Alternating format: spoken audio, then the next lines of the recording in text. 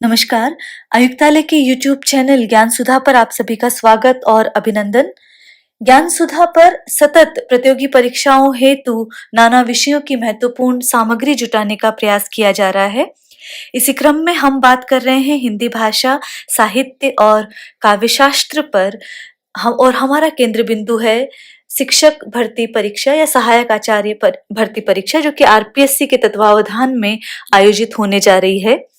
साथ ही ये सभी विषय राष्ट्रीय पात्रता परीक्षा नेट और सेट, जो कि प्रदेश स्तर पर जो परीक्षा है, उसके लिए भी ये समान रूप से उपयोगी है। इन कालांशों में हम न केवल महत्वपूर्ण तथ्यों की बात कर रहे हैं, वरन जो परीक्षा उपयोगी प्रश्न हैं जो कि पूछे गए हैं और पूछे जाने की संभावना है, हम उन पर भी विस्तृत विवेचना कर रहे हैं। साथ ही पाठ्यक्रम में समावेशित उन बिंदुओं की व्याख्या और उसके कलात्मक पक्ष और भाव पक्ष का भी विवेचन करने की यहाँ प्रयास किया जा रहा है। इसी क्रम में हम बात कर रहे हैं कबीर ग्रंथावली की, और कबीर ग्रंथावली बाबू श्याम सुंदर दास द्वारा संपादित है और ये काशी नागरी प्रचारणी सभा इंडियन प्रेस प्रयाग से प्रकाशित हुई है।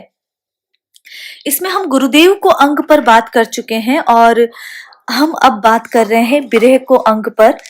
बिरह को अंग जो है वो अन्य संस्करणों में विरह को अंग के रूप में लिखा हुआ मिलता है, लेकिन जब बाबू श्याम सुंदर दास लिखते हैं तो चूंकि वहां पर कबीर के जो देशज शब्द वहां आते हैं, तो वहां उन्होंने विरह को बिरह लिखा है। जब हम बिरह को अंग को देखते हैं तो जैसा कि नाम से ही विदित है कि जीव अपने आप को अपने में ही पूर्ण समझता है, लेकिन जैसे ही उसे ज्ञान होता है और एक ऐसी स्थिति आती है जब वह अपने आप को अपूर्ण अनुभव करने लगता है, उस स्थिति में वह जो जीव जो अपूर्ण होता है वो पूर्णत्व प्राप्ति के लिए व्याकुल हो जाता है।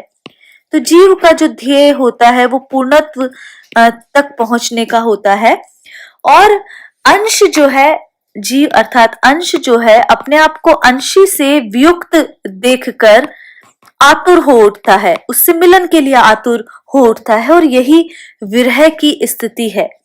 विरह का अर्थ है विशेष रूप से रहित होने की अनुभूति। तो जब जीव के हृदय में अंशी या पूर्ण से मिलन की आग भड़क उठती है, उसी स्थिति का वर्णन कबीर इस विरह का अंग में करते हैं। देखिए, जब कबीर को हम देखते हैं तो मध्यकालीन साहित्य में कबीर ठहरते हैं, और जब हम भारतीय संस्कृति का प्रभाव मध्यकालीन हिंदी कविता पर देखते हैं तो वो गहनता से परिलक्षित होता हुआ दिखाई पड़ता है, और ये प्रभाव या रूप विधेयात्मक और निषेधात्मक दो रूपों में दिखाई देते हैं।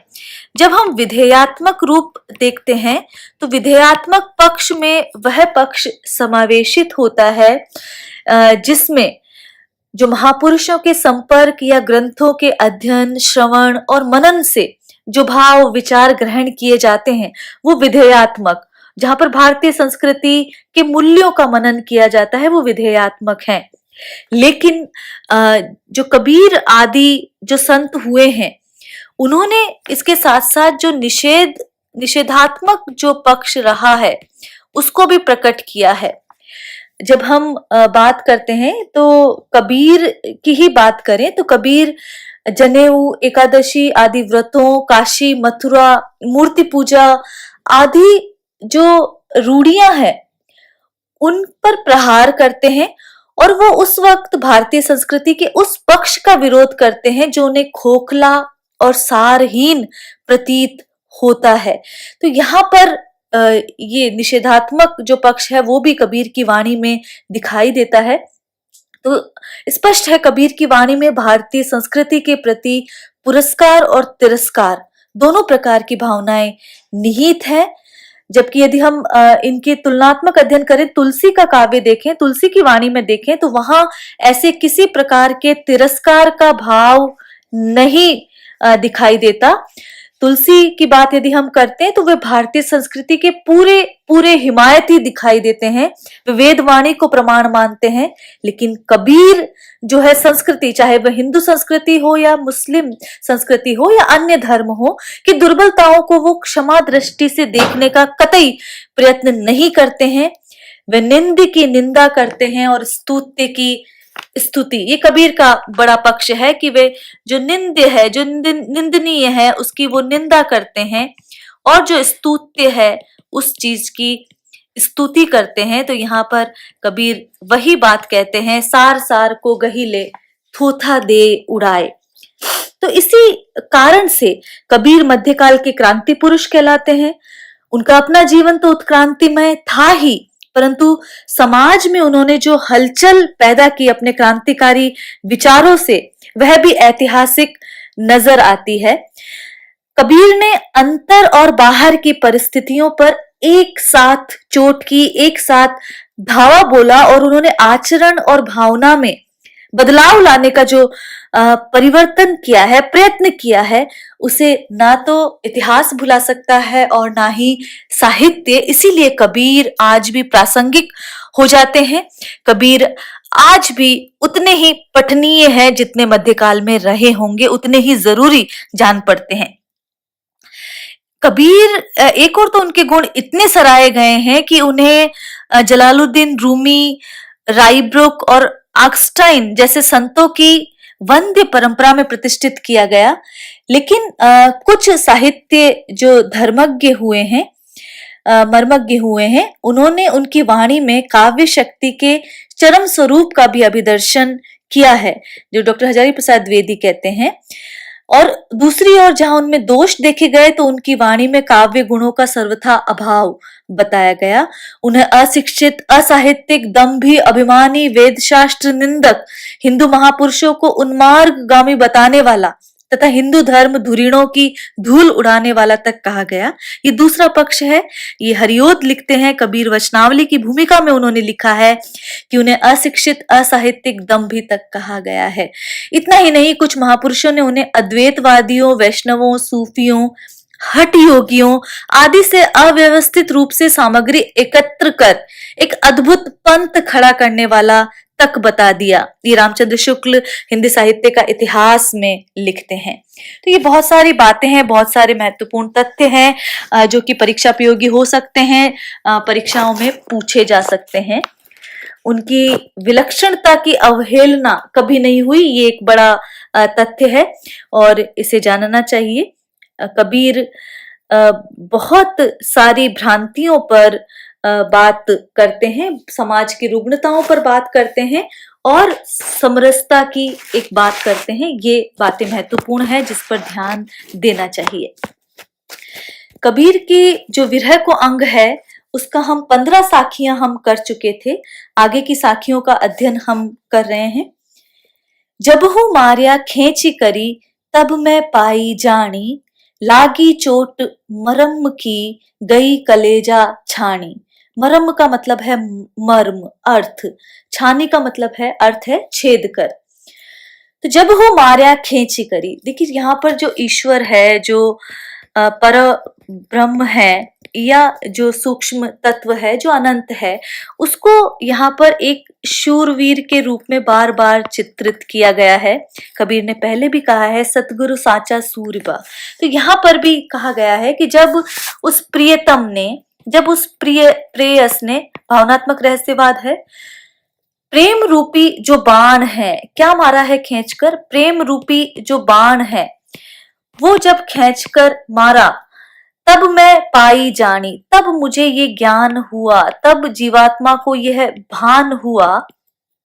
लागी चोट मरम की गई कलेजा छानी, तो तब ये मुझे भान हुआ कि मुझे प्रभुमुखी या प्रत्यंग मुखी या अपने जो वास्तविक स्वरूप है उसके प्रति मुझे जागृत होना है। तो मर्म पर चोट लगी, अंतस पर चोट लगी। तो मर्म भेदी जो बाण था वो जब ईश्वर का लगा और वो जब कलेजे को छेद कर, गई कलेजा छानी, कलेजे को छेद कर जब वो तीर आर पार हो गया, अर्थात मर्म पर उसने चोट की, तब उसे पता चला कि मुझे प्रभुमुखी होना चाहिए, मुझे ईश्वर मुखी होना चाहिए। तो जीव को तब आभास हुआ, ये भान हुआ कि किस प्रकार जो जीव है वो सांसारिक विषय वासनाओं में उलझा हुआ है, उससे दूर होकर उसे ईश्वर की भक्ति में लगना चाहिए या प्रभु को प्राप्त करने के प्रयत्न करने चाहिए।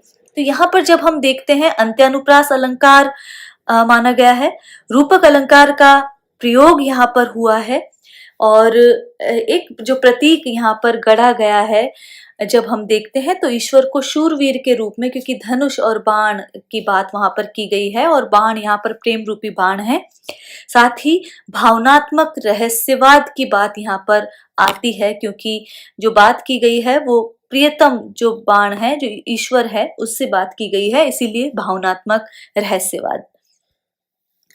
अगली जो साखी है जो कि सोरठा के रूप में देखी जा सकती है, ये सोरठा है। जिहि सरी मारी काली सो सर मेरे मन बस्या, तिहि सरी अजहू मारी सर बिन सच पाऊं नहीं। तो सच का मतलब यहाँ सुख से है, शांति से है और सत्य से है। सर की बात हम जब कर रहे हैं, सरी या सर, ये जो शब्द बार बार आया है, इसका मतलब है सर या बाण, इस अर्थ में ये आया है। तो यही उसी ईश्वर की बात की जा रही है। जिहि सर मारी काली, कि जो बाण आपने कल मारा था, सो सर मेरे मन बसिया, वो जो बाण है वो मेरे मन में बस गया है, वो मेरे मन में घर कर गया है या जगह कर गया है, ये बात कही जा रही है। तिहि सरी अजहू मारी सर बिन सच पाऊं नहीं। मेरा हृदय जो है वो उस बाण के बिना कतई भी सुख शांति नहीं पा सकता, या जो मेरा हृदय है वो उस प्रेम बाण के बिना बिल्कुल भी सुख शांति नहीं पा सकता। इसलिए मेरी ये आकांक्षा है कि वह बाण मेरे भीतर आज भी रमा रहे और मेरे भीतर वह विरह वेदना जो है वो आज भी बनी रहे। यहाँ पर सत्य जो है, सच जो है, वो सत्य के तद्भव के रूप में यहाँ पे समावेशित हुआ है और इस समय कह सकते हैं कि विरह वेदना के बिना सत्य का लाभ नहीं हो सकता, ये बात यहाँ पर कहा गया है। और जब हम देखते हैं तो यहाँ पर भी रूपक अलंकार का प्रयोग माना गया है और विरह की अतिशय वेदना का चित्रण यहाँ पर किया गया है। विरह भुवंगम, भुवंगम का मतलब है सर्प, विरह रूपी भुवंगम, तो रूपक अलंकार यहाँ पर है। विरह भुवंगम तन बसे, कहाँ बस रहा है, वो तन में बस रहा है। मंत्र न लागे कोई, उस पर किसी भी प्रकार के मंत्र का कोई भी उपचार नहीं हो सकता, उस पर कोई रोक टोक नहीं लगाई जा सकती, उस पशु को बांधा नहीं जा सकता। राम वियोगी ना जिवे जिवेत बोरा होय, कि राम से जो वियोगी है, राम से जो वियुक्त जीव है, जो उस पार ब्रह्म से वियोग में होकर जो जीव जी रहा है वो जी नहीं सकता। जिए ते बोरा होय, और यदि कोई जीता भी है तो वो पागल सा ही हो जाता है, बोरा पागल हो जाता है। तो यहाँ पर कहा जा रहा है कि संसार की दृष्टि में वो जीव पागल सा हो जाता है, विषयों के प्रति उसकी कोई भी आसक्ति नहीं रहती। तो यहाँ पर ये कहा गया है राम वियोगी ना जीवे, राम से वियुक्त जीव जो है विरह वेदना के कारण प्राण छोड़ देता है, और या जीवित रहता है तो पागल सा ही रहता है। तो विरह रूपी भुवंगम जिसके तन में बस जाता है उसके लिए किसी प्रकार का उपचार नहीं है, या तो वो मृत्यु को प्राप्त हो जाता है, या अगर जीता रहता है तो बोरा जाता है, पागल हो जाता है, क्योंकि संसार उसे पागल की श्रेणी में रखता है, क्योंकि विषयों के प्रति उसकी कोई आसक्ति ही नहीं रहती। रूपक अलंकार है और अंत्यानुप्रास अलंकार का प्रयोग इस साखी में भी देखा जा सकता है। अगली जो साखी है, बिरह भुवंगम पैसी करी किया कले जे घाव, साधु अंग न मोड़ ही जू भावे त्यू खाव। पैसी करी का मतलब है बैठ कर या घुस कर, मोड़ ही का मतलब मोड़ना, हटाना, जो भावे जैसा चाहे वैसा, वैसी बात यहाँ पर है कि विरह रूपी जो सर्प है उसने कलेजे के भीतर बैठ कर, कलेजे के भीतर घुसकर क्या कर दिया है, घाव कर दिया है। साधु अंग न मोड़ ही जू भावे त्यू खाव। फिर भी प्रेमी भक्त जो है वो तो मुड़ता नहीं है, अर्थात विमुख नहीं होता उस ईश्वर से। इतनी वेदना के बाद भी वो विमुख नहीं होता। फिर भी जो प्रेमी भक्त है, साधु का मतलब यहाँ प्रेमी भक्त है, वो मुड़ता नहीं है, अर्थात विरह से अलग नहीं होता। तो इस प्रकार वो जो सर्प है उसकी जैसी इच्छा होती है वो वैसे ही खाता रहे, अर्थात प्रेमी को विरह प्रिय होता है। जैसे जैसे विरह बढ़ता है त्यों त्यों वह मिलन के लिए उत्सुक होता है। यहाँ पर इसलिए ये कहा गया है कि जो विरह है वो इष्ट है, वो अनिष्ट नहीं है। तो ये बात यहाँ पर की जा रही है कि विरह रूपी जो भुवंगम है वो जैसे चाहे वैसा सेवन करता है और वो जो जीव है वो उसमें प्रसन्न रहता है। तो ये बात यहाँ पर कही गई है। रूपक अलंकार और अंत्यानुप्रास अलंकार यहाँ पर देखा जाएगा और सदुकड़ी भाषा का प्रयोग कबीर ने किया है। अगला जो साखी है, अगली साखी में कबीर कह रहे हैं, सब रंग तंत रबाब तन बिरह बजावे नित, और न कोई सुनी सके कै साई के चित्त। रग की बात यहाँ पर की जा रही है। तो यह सब रग है। रग को यदि हम देखें एक पार्ट, तो रग का मतलब नसें होता है, और तंत्र तंत्र है। तंत्र का मतलब यहाँ पर तंत्री, कोई वाद्य यंत्र। रबाब विशेष प्रकार का वाद्य यंत्र की बात यहाँ पर की जा रही है। फारसी का शब्द है रबाब। तो विरही का शरीर, सब रंग तंत रबाब तन, विरही का जो तन है, शरीर है, वो रबाब वाद्य की तरह है। विरह बजावे नित, वह तत्व से पृथक, यहाँ पर ये कहा गया है कि उसकी विरह बजावे नित, और विरह उसे निरंतर बजाता रहता है। तो विरही का जो शरीर है वो रबाब वाद्य जैसा होता है, और उसकी जो सारी नसें जो होती हैं वो तंत्रियों जैसी होती हैं। ये बात यहाँ पर कही जा रही है। विरह उसको नित्य प्रति बजाता रहता है और न कोई सुन सके, लेकिन उसकी जो धुन बजती है उसे दूसरा कोई नहीं सुन सकता। या तो उसे के साई के चित्त, या तो उसे प्रभु सुनते हैं जिसके विरह में विरही व्याकुल होता है, या फिर विरही का जो चित्त है वही उसे सुन सकता है। इसका भाव यह है कि जब जीव को यह अनुभव होता है कि वह अंशी से पृथक हो गया है, वो मूल तत्व से पृथक हो गया है, तब उसके हृदय में मिलन की एक विचित्र बेचैनी व्यग्रता उत्पन्न होती है, और उस व्यग्रता से उसके सारे शरीर में वेदना का एक स्पंदन होता है, जिसका अनुभव केवल वह विरही कर सकता है, अथवा वह कर सकता है जिसके लिए वेदना होती है।